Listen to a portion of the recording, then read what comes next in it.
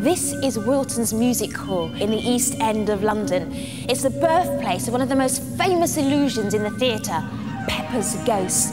Now, I'm going to investigate it, and I should be meeting Brian Daubney, who's going to help me, but I haven't seen him yet.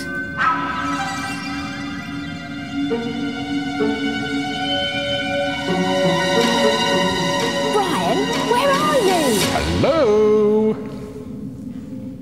Spooky. Actually, Femi, I'm over here.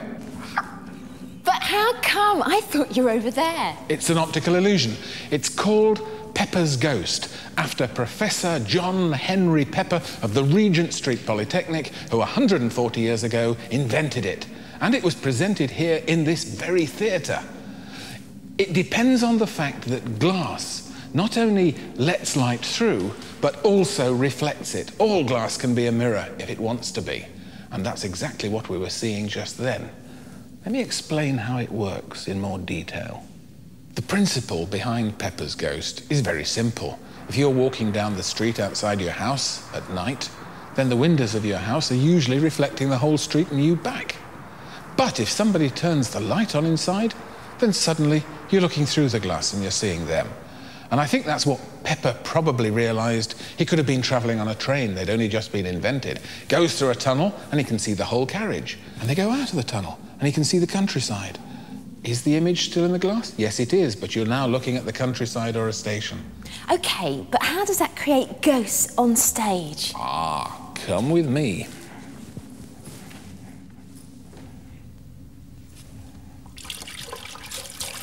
Well, obviously, there isn't a flame in this water. So, this must have something to do with the piece of glass and the candle burning over there, Brian. Exactly. It is Pepper's Ghost once again. All we have to do is to lower the light on this side and the tank disappears. All you can see now is the reflected lit candle through a sheet of plate glass at 45 degrees. Bring the light back up and you can see a single candle, wet, but with the superimposed image precisely over it, and our eye doesn't distinguish between the two. The illusion works because of very careful lighting and positioning of the two candles.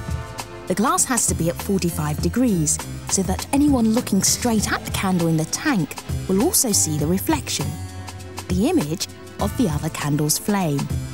Both candles have to be the same distance from the glass, otherwise the reflection of the burning candle would be bigger or smaller than the one in the tank.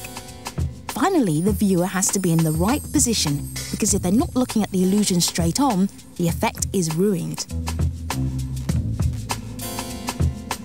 And Pepper's Ghost works exactly the same way, except on a larger scale. But if the lighting is set up correctly, and the audience are watching straight on, the effect can be really spooky.